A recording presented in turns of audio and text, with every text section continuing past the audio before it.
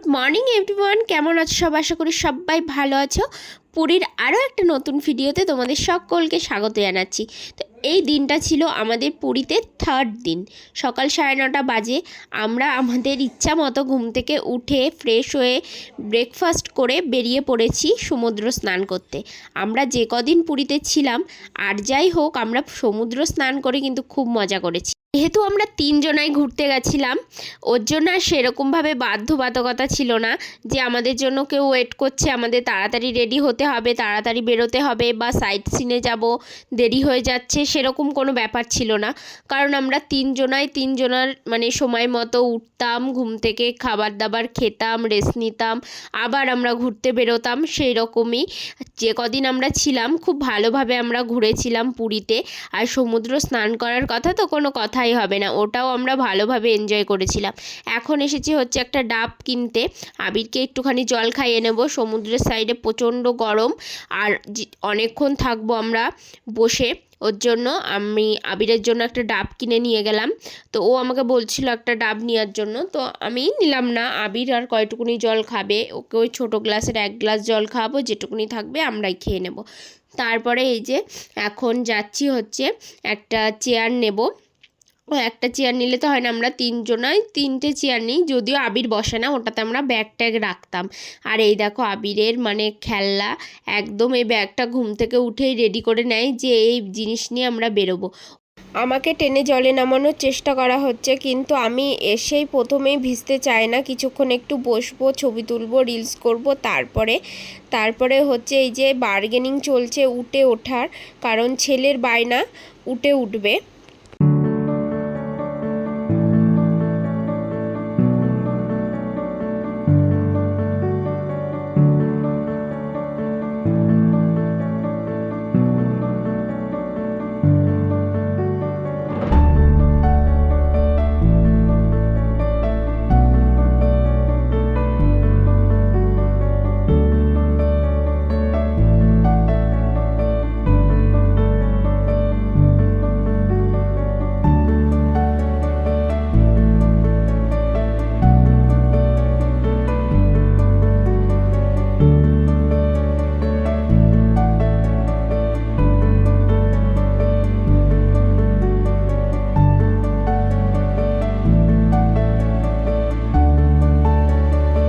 যতই বলি ভিজবো না, শেষ পর্যন্ত সে ভিজিয়েই ছাড়ে আমাকে।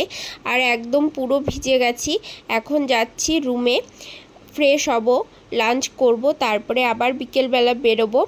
আর আবিরের অবস্থাটা দেখলে তো পুরো একদম ভিজে গেছে, এতটাই ভিজেছে যে আমি খালি গায়ে করে দিলাম, কারণ যেতে যেতেই ভেজা গেঞ্জি পরে থাকলে ঠান্ডা লেগে যাবে। এখন বাজে হচ্ছে 5:45 আর আমরা সবাই রেডি হয়ে গেছি। কালকে এত সময় হচ্ছে আমরা স্টেশনে থাকবো, কালকে আমরা এখান থেকে বাড়ি ফিরবো, তো কালকে আমরা স্টেশনে থাকবো এই সময়। আজকে এই বিকেলবেলাতে আমরা দিনটা মিস করতে চাই না, ওর জন্য আজকে একটু ঘুরতে যাব। আর তোমাদের তো বলেইছি দুপুরবেলা যা কেনাকাটা আছে আজকেই সব করে নেব। তো চলো যা যা। সকালবেলায় উঠে ওঠার জন্য বায়না করছিল, কিন্তু তখন প্রচণ্ড রোদ ছিল, ওর জন্য আমিই বারণ করলাম যে এখন উঠতে হবে না, বিকেলবেলা। তাই এখন বার্গেনিং চলছে যে কত কি, এক একজনের 50 টাকা করে বলছে। ওর জন্য আমি বললাম তোমাদের দাদাভাইকে যে তুমি আবিরকে নিয়ে ওঠো। কি বলো তো, আমার সেরকম একটা ভালো লাগে না ঘোড়া উঠে এদের পিঠে উঠতে, কারণ আমার একটা নিজের ভেতর থেকে কেমন একটা খারাপ লাগে যে ওদের একই কষ্ট হচ্ছে, দেখো কত কিছু পিঠের উপরে চাপিয়েছে, তারপরে আমরা যদি এইভাবে পিঠে চড়ে বসে থাকি তাহলে অনেকটাই কষ্ট হয়।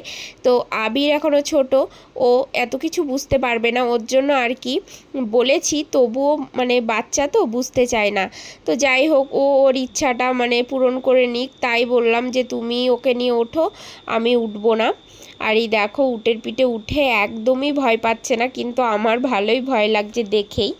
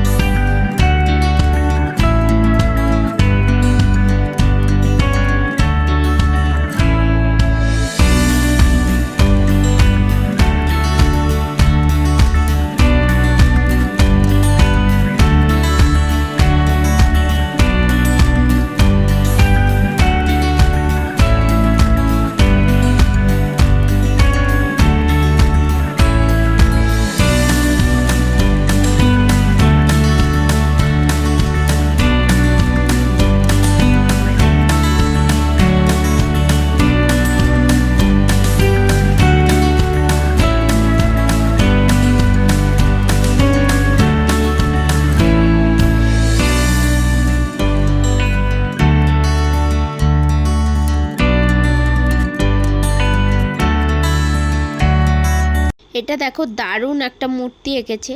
সত্যি ভগবান পৃথিবীতে প্রত্যেকটা মানুষকে এক এক রকমের একটা প্রতিভা দিয়ে পাঠিয়েছে। প্রতিটা মানুষের ভিতরে কিছু না কিছু একটা গুণ রয়েছে, সেই গুণটা আমাদের নিজেদেরকে খুঁজে বার করতে হয়। সমুদ্রের ধারে হয় খুব সকালে, না হলে এই যে বিকেলের টাইমটাতে সন্ধে হয়ে যাবে এরকম একটা সময় সমুদ্রের সাইডে আসলে কিন্তু অনেক কিছু দেখা যায়। হঠাৎ করে আবার একটা নতুন ড্রেস দেখতে পাচ্ছ তোমরা সবাই, ভাবছো যে কি হলো। আমি ব্যাপারটা ক্লিয়ার করে দিচ্ছি। আসলে সমুদ্রের জল দেখে আবির এত লাফালাফি করেছে, ওর তো নিজের জামা কাপড় ভিজিয়েছে, সাথে সাথে আমার জামা কাপড়ও ভিজিয়েছে। তো ভেজা জামা কাপড় নিয়ে যেহেতু অনেক জিনিসপত্র কিনবো, কতক্ষণ ঘুরবো, ঠান্ডা লেগে যেতে পারে, ওর জন্য ও বলল কি চলো, হোটেলটা যেহেতু আমাদের রাস্তার এপার আর ওপার, ওর জন্য হোটেলে এসেছি। হোটেলে এসে এই যে ড্রেস চেঞ্জ করেছি, তো তোমাদের একটা জিনিস দেখাবো, চলো। হঠাৎ করে মানে আমার চোখ গেছে, বাবা আসবি না, হঠাৎ করে আমার চোখ গেছে, তো দাঁড়াও ব্যাক ক্যামেরা, ওই যে দূরে জগন্নাথ দেবের মন্দিরটা, তো হঠাৎ করে আমার মানে চোখে পড়লো, ব্যালকনির থেকে দাঁড়িয়ে হঠাৎ করে ওইদিকে তাকিয়েছি আর দেখতে পাচ্ছি এখান থেকে মন্দিরটা এত সুন্দর লাগছে না, ফোনে অতটাও বোঝা যাচ্ছে না, অনেকটা দূরে লাগছে কিন্তু বোঝা যাচ্ছে না, মনে হচ্ছে অনেকটা দূরে কিন্তু অতটাও দূরে নয়। আমি পুরো ব্যালকনির থেকে একদম সোজাসুজি দেখতে পাচ্ছি মন্দিরটা, খুব ভালো লাগছে। তো চলো এখন ঝটপট কেনাকাটা করতে হবে, 7টা সাড়ে 7টা বেজে গেল, আবার খাওয়া দাওয়া আছে, সকালবেলা আবার তাড়াতাড়ি উঠতে হবে। পুরীতে ঘুরতে এসে খাবার দাবার এত যে বিচ্ছিরি, মানে কি বলবো তোমাদেরকে। খাবার দাবার তো আমার একদমই খাবার দাবারের টেস্ট ভালো লাগেনি। তো আমাদের বেসিক্যালি মেলায় গেলে কি হয়, ঘুগনি খাওয়ার জন্য আমাদের মনটা কেমন করে। তো পুরীতে এরকম দেখছি যে ঘুগনি বিক্রি হচ্ছে, আর মানে আমারও ইচ্ছা হলো, তো কিনলাম। কিন্তু এত বাজে না ঘুগনিটার টেস্ট, তার উপরে কি চাটনি, আরও চানাচুর, তারপরে স্যালাড ম্যালাড দিয়ে একদম ভরিয়ে দিয়েছে। তো আমার একদম ভালো লাগেনি, খাইনি, ফেলে দিয়েছি।